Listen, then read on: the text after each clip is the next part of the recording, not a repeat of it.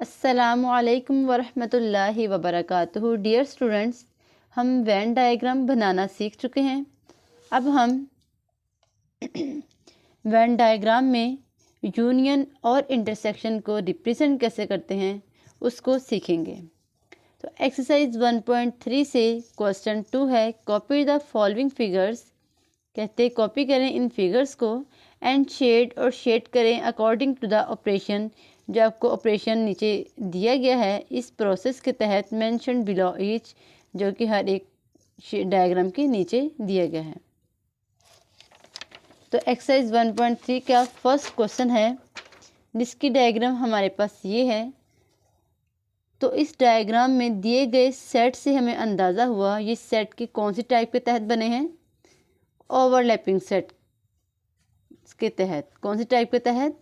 Overlapping, जिसमें हमने सीखा था कि कुछ एलिमेंट्स कॉमन होते हैं, कुछ कॉमन होते हैं और कुछ डिफरेंट होते हैं।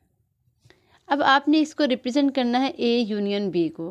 तो इसे रिप्रेजेंट करने से पहले हम इस बात को ज़हन नशीन कर लेते हैं कि हमने यूनियन और इंटरसेक्शन को शेड के ज़रिए से रिप्रेजेंट करना है। वो शेड हमारी मर्ज़ी है, हम हॉरिजॉन्टल लाइंस लगा दें, हमारी मर्ज़ी है हम वर्टिकल लाइन से शो कर दें, या हम स्लोप लाइन से, और चाहें तो आप सिर्फ कलर ही कर दें। ठीक। ऑपरेशन को यानी यूनियन और इंटरसेक्शन या प्रोसेस को हम शेड्स के ज़रिए से रिप्रेजेंट करते हैं, और हम उस हिस्से को शेड करते हैं जौन सा हिस्सा हमारा आंसर में आता है, यानी हम आंसर वाले पार्ट को शेड करते हैं। हम आंसर को शेड करते हैं। जैसे हमारे पास एक क्वेश्चन है,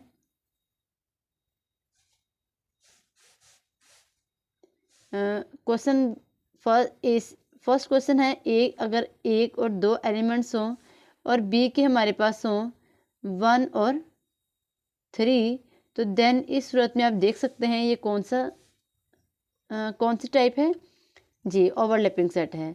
तो इस सूरत में ए यूनियन बी हमारे पास क्या आएगा? 1, 2 एंड 3।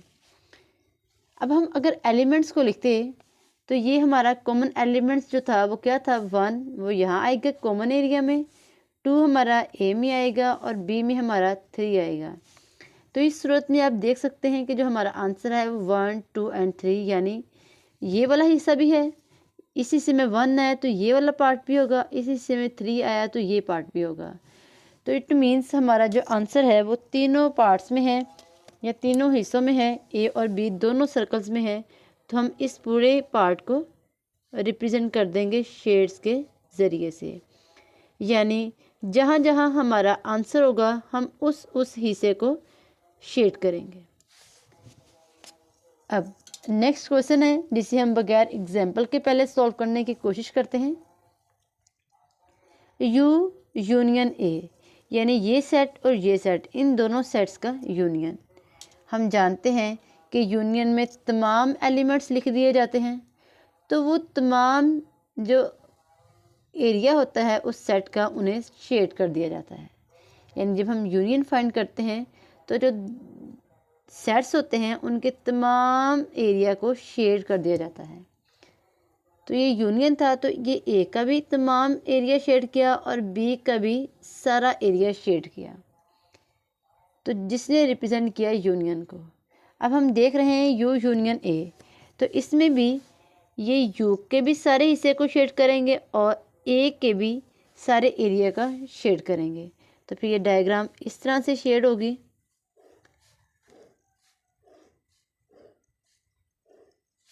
तो हम ये कह सकते हैं कि यूनियन में हम दिए गए सेट्स के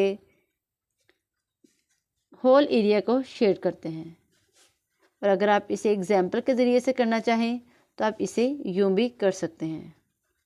तो आप ये देखेंगे कि जो इसका आंसर है वो होल एरिया ही बनता है। अब आप देख सकते हैं कि अगर यहाँ पे ए अगर होता 1 और 2 तो यू में हमारे पास एलिमेंट 3 आ जाता, तो ये भी आंसर था, ये भी आंसर था, तो इसलिए ये सारे का सारा हिस्सा शेड किया गया। थर्ड वन हमारे पास टाइप है A union A. Next diagram है ए यूनियन ए। अब हमने ए का ए के साथ ही यूनियन फाइंड करना है, तो इट मीन्स अगर ये ए है तो दोबारा भी यही ए है, तो सिर्फ कौन सा हिस्सा शेड होगा, ये ए वाला हिस्सा ही शेड हो जाएगा। सेकंड वन ये यूनियन ए और ए के दरमियान में है, तो किसको शेड करेंगे, ए को, देन फिर ए को, तो ये ए वाला हिस्सा जो है ये शेड हो चुका है। और इसको आप एग्जाम्पल के ज़रिए से भी देख सकते हैं कि जो हमारे पास आंसर आया है वो कौन से वाला हिस्सा आ रहा है, ए वाला हिस्सा है, और क्योंकि ये सेट ए है तो ए पार्ट ही हमारा शेड होगा। नेक्स्ट वन हमारे पास है ए इंटरसेक्शन बी हमने रिप्रेजेंट करना है, और ये कौन सी टाइप के तहत सेट बने हैं, सबसेट के तहत। और हम जानते हैं कि इंटरसेक्शन में हम सिर्फ कॉमन एलिमेंट्स लिखते हैं, तो इंटरसेक्शन में हम उस हिस्से को रिप्रेजेंट करते हैं शेड के ज़रिए से जो दोनों का कॉमन होता है।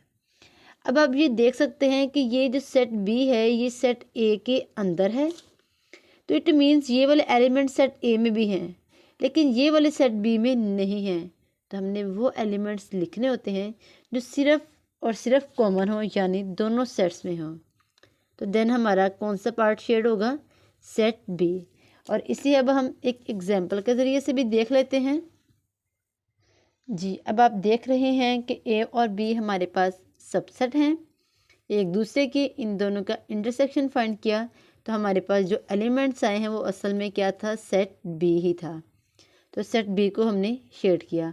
और अगर आप एलिमेंट्स लिखना चाहें तो देन भी आप देख सकते हैं कि हमारे पास पहले हमने कॉमन एलिमेंट्स लिखे, देन हम ए के जो डिफरेंट एलिमेंट्स थे वो लिखे। तो आप देख सकते हैं कि जो हमारा आंसर है वो सिर्फ यही वाला हिस्सा है, तो हम इसी हिस्से को शेड करेंगे। अब नेक्स्ट क्वेश्चन है हमारे पास यू इंटरसेक्शन ए। यू और ए का इंटरसेक्शन फाइंड करना है। तो यू जो है ये यूनिवर्सल सेट यानी सुपर सेट भी है ए का, तो ए जो है ये सबसेट है यू का। तो सिर्फ और सिर्फ ए ही ऐसा सेट है या फिर ऐसा एरिया है जिससे हम शेड करेंगे, बिकॉज ए के तमाम एलिमेंट्स यू में भी मौजूद हैं और इन दोनों का इंटरसेक्शन फाइंड करना था, और इंटरसेक्शन में हम कॉमन एरिया को शेड करते हैं। तो इसे भी आप एग्जाम्पल के ज़रिए से देख सकते हैं कि जो हमारा आंसर है वो सेट ए ही है।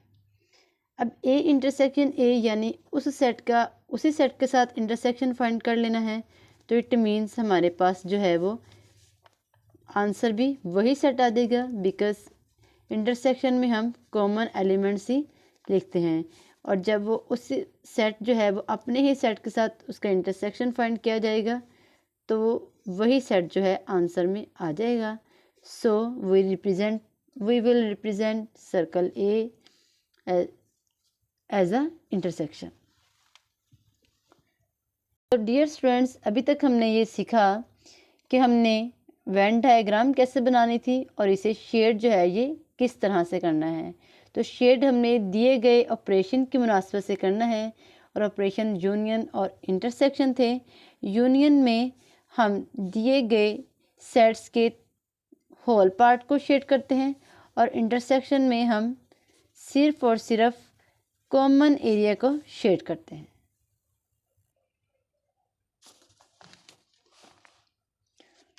जी डियर स्टूडेंट्स, अब इन क्वेश्चंस की प्रैक्टिस आपने अच्छे से करनी है और इस क्वेश्चन को आपने बुक पर ही सॉल्व करना है। Thank you so much. अल्लाह हाफिज़।